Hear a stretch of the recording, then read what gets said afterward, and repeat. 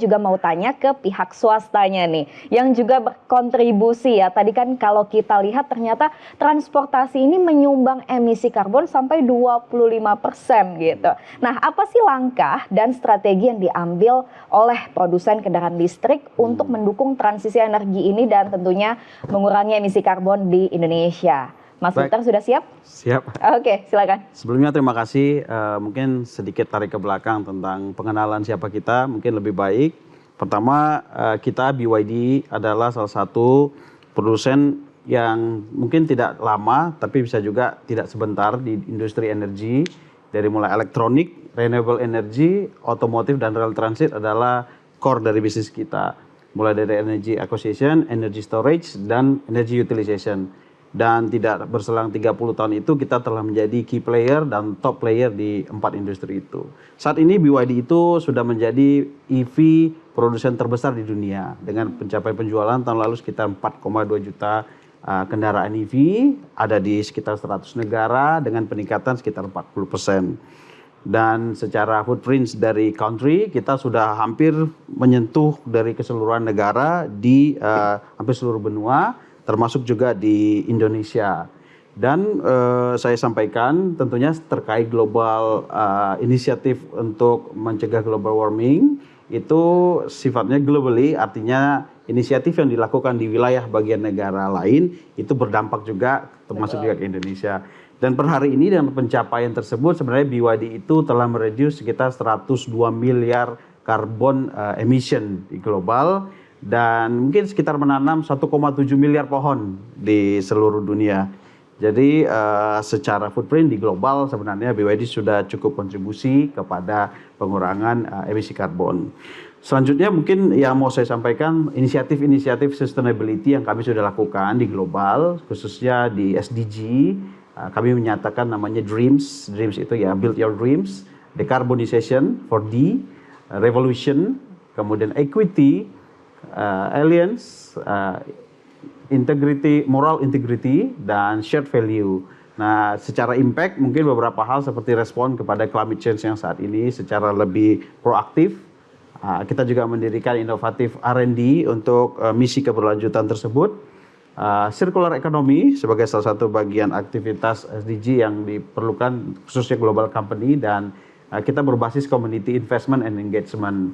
Nah, tidak sampai hanya di global ya, di Indonesia sendiri ada aja sebuah kesamaan itu tadi Pak Rahmat juga dan Pak AHY juga sampaikan bahwa ini adalah satu action yang harus segera dilakukan khususnya di suhu bumi. Ya, negara kita melalui Paris Agreement mengatakan kita harus menghindari peningkatan sampai 2% global average temperature, which is BYD sendiri dia punya vision itu as simple as cool the earth by 1 degree. So meaning we have a shared vision ya with Indonesia gitu. Jadi mudah-mudahan di Indonesia kita juga bisa berkontribusi aktif. Tentunya sebagai produsen otomotif ya, kita sebenarnya secara kontribusi tidak banyak lebih daripada action-action yang langsung kepada aktivitinya, tapi lebih ke jumlah penjualan kendaraannya. Kenapa? Karena kendaraan tersebut berkontribusi untuk mengurangi emisi karbon. Saya jelaskan sedikit mungkin untuk Indonesia, ini satu inisiasi yang cukup baik waktu saat itu dari pemerintah Indonesia.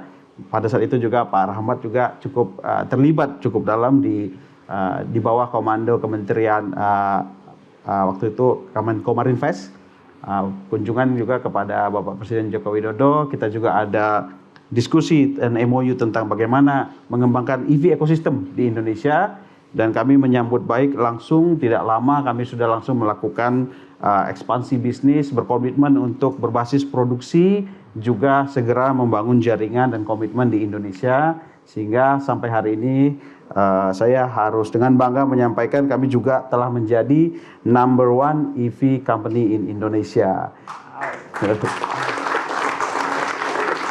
Ya, per Mei kita pencapaian penjualan sudah hampir 16.000 dengan kontribusi sekitar 52% di industri EV. Karena sampai per bulan lalu saya baru cek data sudah 10% populasi penjualan EV di Indonesia. Artinya 1 dari 10 mobil yang terjual itu udah satunya EV.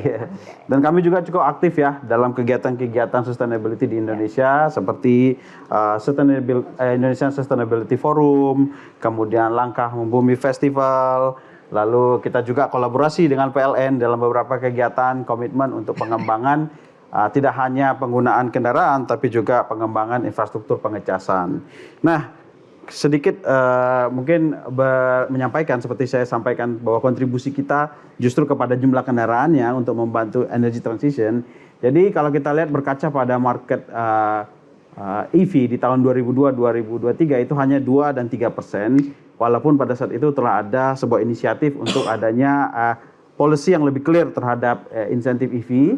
Namun baru bisa mencapai 5% saat tahun 2024 di mana BYD masuk ke market langsung berkontribusi 36%. Artinya kita seperti langsung secara aktif menjadi kontributor utama dan sudah mencapai 50% saat ini sebagai pemain utama di EV di Indonesia. Tentunya salah satu key-nya ya kalau kami lihat, kita bedah sedikit dari penjualan kami, adanya satu pilihan option mobil yang cukup komplit. Dan ini yang penting, ini dari Pak Rahmat juga selalu sampaikan, bagaimana EV itu jangan sampai menjadi barang mahal gitu.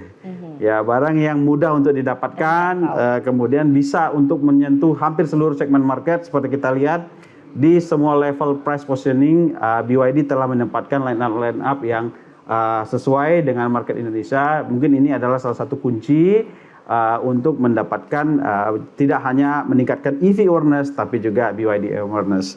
Kira-kira untuk dalam hal ini itu yang bisa saya sampaikan dari BYD. Oke, saya setuju banget tadi mesti terjangkau supaya teman-teman mahasiswa juga bisa ke kampus naik EV ya. Iya kan ya. Jangan ngojek aja ya.